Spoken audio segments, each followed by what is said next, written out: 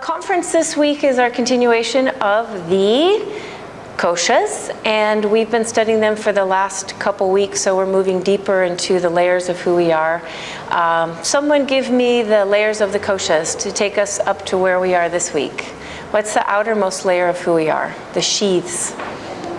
Vijnanamaya Kosa, which is our physical body, keeping our bodies healthy with our yoga practice. And then what's the next layer? Pranamaya Kosa, so our energy body, definitely keeping that healthy with our yoga practice, with our breath and movement through the nadis of the prana. Then what's the third kosha? Manomaya Kosa, so the mind body, and we've been talking about what we put in the mind, what's kind of rolling around in there, and also how we use our practice and other forms of meditation to train the mind, to kind of get it to the places that we want it. Which leads us to the fourth kosha. In our book, we're on chapter 5, and that kosha is Vijnanamaya Kosa. That one's a little more tricky to pronounce with the J in it, but Vijnanamaya Kosa, basic translation is what? What have we been giving that as a translation this week? Wisdom. So that's our wisdom self. So I was asking the class, just to get you guys kind of involved in this, what is the difference between Manomaya Kosa, the mind, and the wisdom? What's the difference between those two?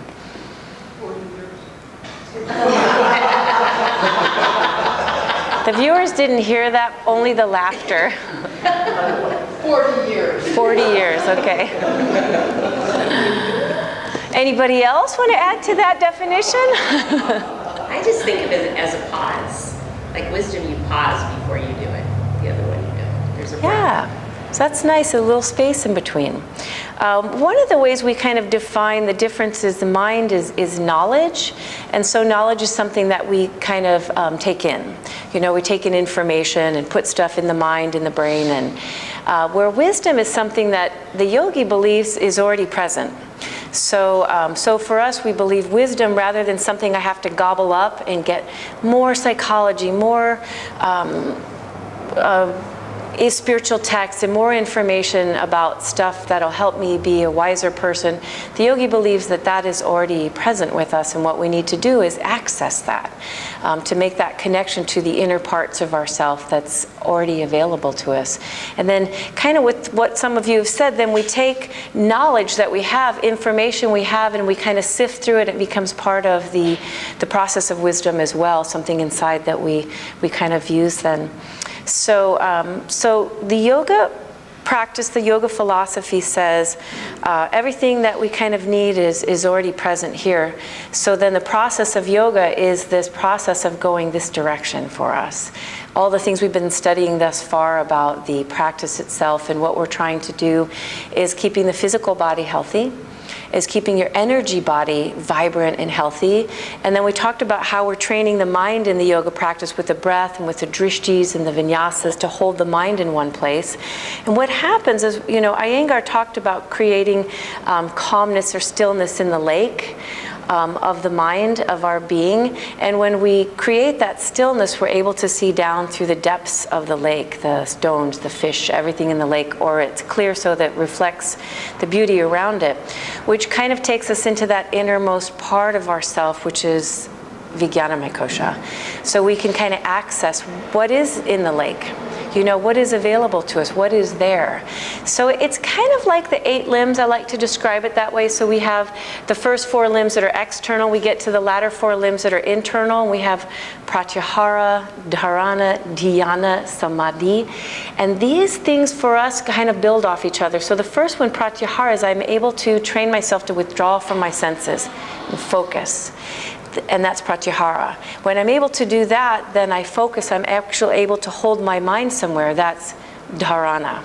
When I'm actually able to hold my mind somewhere, I move into the state of meditation. That's dhyana.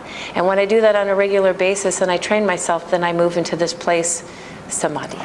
Right? So it's very similar for us with the koshas, and yoga, as Iyengar talks about it, is really meant to be this process of integrating those different koshas and cleaning. We're doing a cleanse right now here at the Shala, and I'm talking to the cleanse students about how we're cleaning up those koshas so that we're able to access the depth of our lake, you know, to access that wisdom.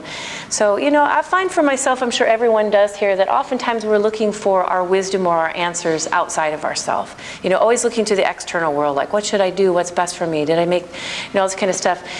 When the more we do this, this practice where we're quieting ourselves and we're able to go inside, we're kind of living more from that place, we sort of begin more to have that internal yes and like know what's right for us and feel more confident about those things, and we start to take that more into our external life. So as I always describe life as this, like, yay, I'm happy I have the right job, or oh, poo, I hate my job, or oh, yay, I'm happy everyone came to class today, oh crap, I feel like no one likes the teachings. And, you know, instead of being caught in that constant, those would be like the waves, right, in the water of life, that when we're accessing this deeper place and we kind of take that out into what life does anyway, right, and we have that wisdom, that depth, that peace, sometimes that calmness in how we relate to life. So I compared it to one of the 8 limbs. One of the aspects of the 8 limbs is svadhyaya.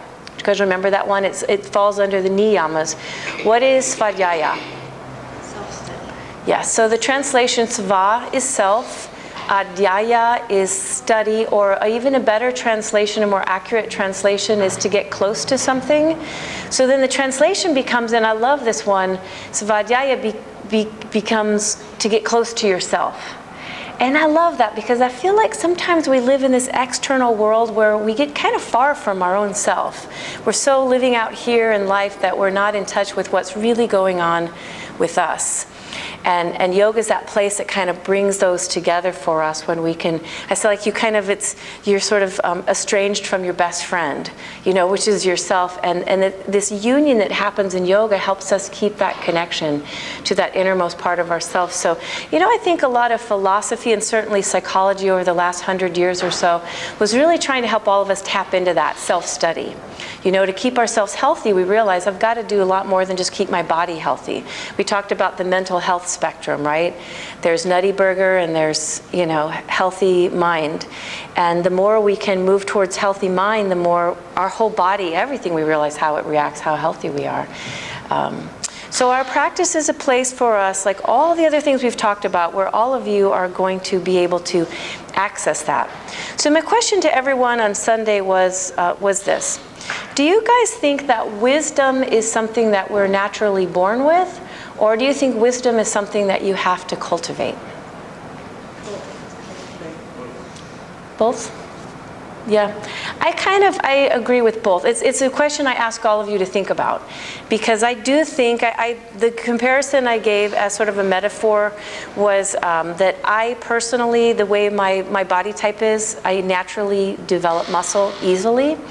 But if I don't practice chaturangas every day, I don't have strong arms, right? So even though I'm naturally inclined to develop muscles, if I don't exercise or do my yoga practice on a regular basis, I don't develop muscles. And I feel like wisdom's kind of the same way for us. Like it's naturally available to us. There are things that are there, but unless we do some type of a practice on a regular basis, like Guruji says, practice, practice, practice, unless we do some kind of a practice for our wisdom, for our inner self, we stay disconnected from it. It's there, it's available, but we're just not connected.